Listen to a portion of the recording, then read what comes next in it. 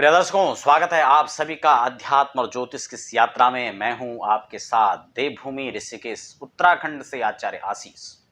फटाफट बिना समय गंवाए हम लोग चर्चा करेंगे आज विंशोत्तरी महादशा के बाद अब योगिनी महादशाओं पे।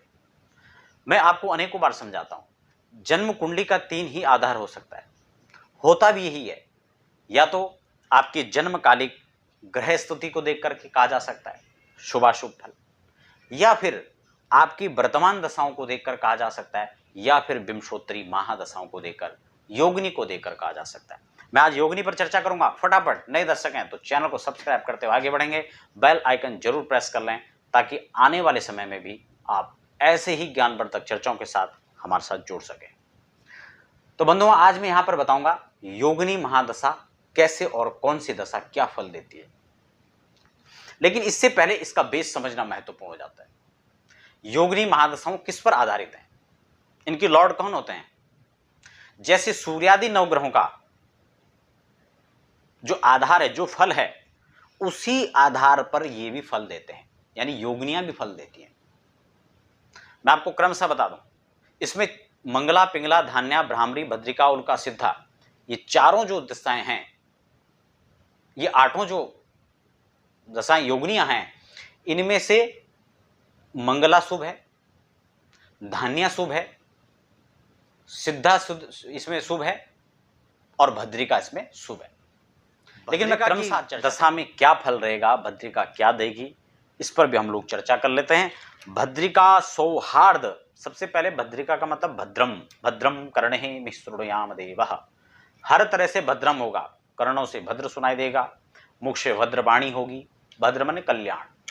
तो यहां पर भद्रिका सौहृद निज मंगल, सौहार्दम निज वर्ग भूसर सुरेशाणाम सुहृन्मान्मतः मांगल्यम ग्रहमंडले अखिल व्यापार शक्तम मनः।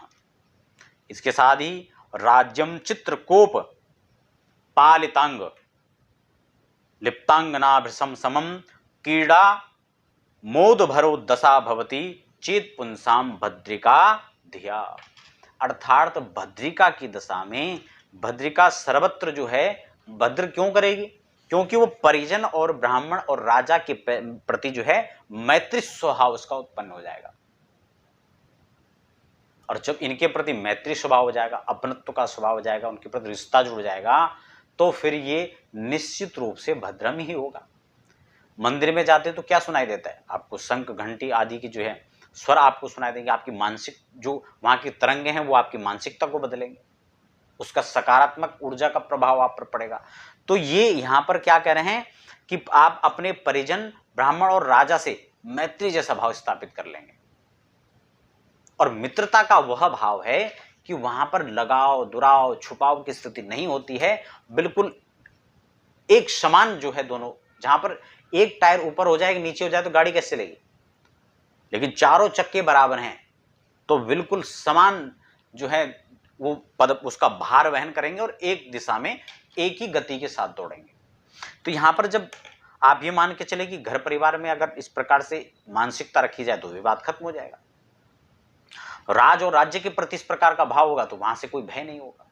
तो ये मैत्री का भाव जो है ब्राह्मणों के प्रति रहेगा तो वो आपको भद्रम सब चीजें बताएंगे। वहां पर इष्ट मित्रों का आदर रहेगा, मंगल कार्य घर में होंगे, हर प्रकार से व्यवसाय में आपको रुचि आपकी उत्पन्न होगी, उससे लाभ उत्पन्न होगा, राजपद की प्राप्ति आपको हो सकती है। जो राजनीति में जुड़े हैं उनको आगे बढ़ने का मौका मिलेगा, जो अपने से बड़े का सम्मान करेंगे। जो नौकरी कर रहे हैं प्राइवेट सेक्टर में, अब वो अपने से बड़े का आदर सम्मान करेंगे तो निश्चित रूप से पदोन्नति हो सकती है, क्योंकि उसके योग्यता और उसके स्वभाव दोनों पर यह निर्भर करता है।